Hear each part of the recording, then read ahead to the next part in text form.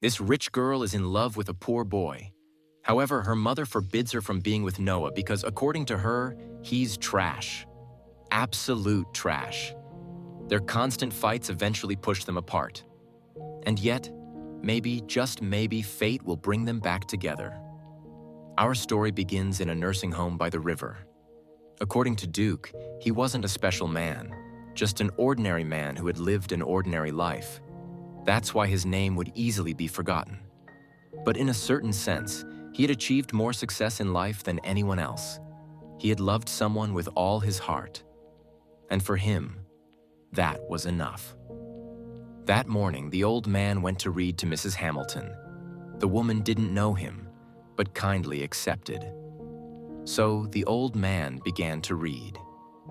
One night in 1940, Noah went to the fair with his friends Finn and Sarah. At first, it seemed like any other night, until he saw a girl in the distance. Captivated by her smile, he asked who she was. That's when he learned her name was Allie, and that she would be spending the summer in town. By the way, her family had a lot of money. Without hesitation, Noah invited her to dance. But Allie refused. Instead, she went up on the Ferris wheel with another boy. Noah, unwilling to accept no for an answer, ran up to her cart to introduce himself. His name was Noah, and he really wanted to go out with her. Allie, of course, wasn't interested. But to convince her, Noah pulled a reckless stunt, hanging from the Ferris wheel and threatening to do the unthinkable if she didn't accept. Pressured, the girl gave in. Though seeing Noah brag about his victory, Allie decided to take revenge by making the whole fair see him in his underwear. A few days later, Noah saw her again in town and apologized. He admitted what he had done was crazy, but he did it because he liked her. His words made Allie laugh, though she still insisted she wouldn't go out with him. At least that's what she said. She never imagined that a few nights later Sarah would trick her into a double date at the movies. The boys sat separately, but Noah switched seats to be near her. More than the film, he enjoyed simply sitting next to her. While Finn and Sarah kissed, Noah just watched Allie, happy to be near her. After the movie, Noah invited her for a walk, and surprisingly, she accepted. As they chatted, Allie confessed the movie had been fun since she hadn't seen one in years. She was always busy, waking up early, math, Latin, tennis, dance, piano, reading. She had a million things to do, and soon she'd be going to university. She was choosing between Sarah Lawrence and Radcliffe, schools her parents had picked since they chose everything together. Mocking a little, Noah asked if she ever did anything alone, since she didn't seem free. Allie insisted that she was. Just then, Noah lay down in the middle of the street and invited her to join him. At first, she refused. It was dangerous. But eventually, convinced by him, she lay down too. There, Allie revealed something she did purely for herself: painting. She loved it. No matter how many things crowded her head, when she painted, her world calmed down. Suddenly, a car approached and the two ran away.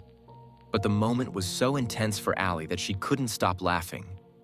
At least until Noah invited her to dance right there. Something so simple turned into something magical for both of them. At this point, Mrs. Hamilton interrupted. She wanted to know. They fell in love, didn't they? Yes, they did. Good. I like this kind of story. Go on. From that night on, the two became inseparable. They spent all day together, and Noah always made her laugh. One night, Noah took Allie to meet his father. It was a quiet dinner, but a very special one. Allie saw the simple yet warm home where Noah had grown up. She felt comfortable, so much so that she didn't want to leave.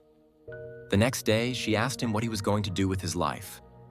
Noah wasn't sure, but he did know he wanted something different, something special. That's when he showed her his dream, an abandoned house by the river. He imagined restoring it and living there one day, surrounded by peace, birds, and the sound of the water. As they walked through the ruins, Allie asked how he would decorate it. Noah, smiling, told her it would be her dream house.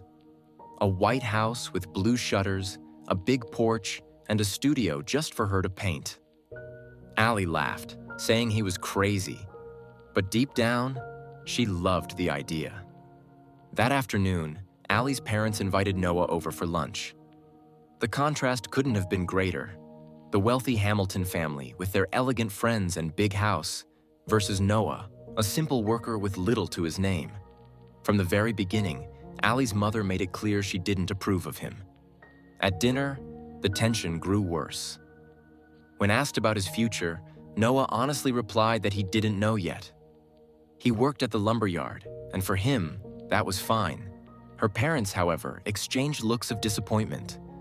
For them, he wasn't good enough for their daughter. That night, after the party, Allie confronted her mother. Why did she dislike Noah so much? Her mother replied coldly, "What? He is trash! Trash! Trash! Not for you!" Those words broke her heart, but they also made her want to fight harder for their love. That same night, the Hamilton family packed their bags. They were leaving town the next morning. Allie ran to see Noah, desperate. He promised her they would find a way, but Allie, crying, shouted that her parents would never allow it. Noah, devastated, tried to chase after her, but it was too late. The next day, she was gone. He wrote her one letter after another. 365 letters, one for each day of the year. But she never received a single one. Her mother had hidden them all. Heartbroken, Noah eventually enlisted in the army to fight in World War II. Meanwhile, Allie studied at university and met Lon. During the war, Noah saw and lived horrors that marked him forever. He lost friends, witnessed destruction, and each night he thought of Allie. Meanwhile, Allie was working as a volunteer nurse, helping wounded soldiers recover. That's where she met Lon Hammond, a brave, kind, and charming officer. He came from a wealthy family, the kind of man her parents had always dreamed of for her. At first, Allie resisted. Her heart still belonged to Noah, but Lon's persistence, sense of humor, and tenderness slowly began to win her over. Over time, Allie accepted his proposal. He was everything her parents wanted, and everything she thought she should want too. While Allie was building a new life, Noah returned from the war only to discover that his father had sold their house to help him fulfill his dream, buying the old abandoned house by the river. Noah threw himself into restoring it with his own hands, just as he had once promised Allie. He worked day and night, rebuilding the walls, painting the shutters blue, and building the wide porch she had once asked for. Each nail, each brushstroke was filled with memories of her. For Noah, that house wasn't just wood and bricks. It was a tribute to the love of his life. When he finished, the house became famous in town. The newspapers even published an article about him. A photo of Noah standing proudly in front of the house. One afternoon, while shopping for her wedding dress, Allie saw that newspaper. And in that instant, everything came rushing back. The summer, the river, the rain, the laughter, the tears, and above all, Noah. She froze. The man she had loved more than anyone else was there, smiling from the front page, in front of the house they had dreamed of together. Confused and trembling, Allie couldn't stop thinking about him.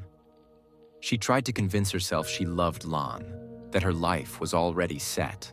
But no matter how hard she tried, her heart betrayed her. Finally, she made a decision. She would go see Noah one last time to close that chapter of her life, or perhaps to reopen it forever. Allie went to the house by the river. The moment she saw Noah standing there, everything she had felt for him came rushing back. For a few seconds, neither of them spoke. The memories of the summer, their laughter, their first kiss, and the passion they had shared seemed to fill the air. Allie asked him about the letters. Noah said, I wrote you 365 letters. I wrote you every day for a year. Tears streamed down Allie's face. Allie's mother eventually revealed the truth. She had intercepted Noah's letters all those years because she wanted to protect Allie from heartache.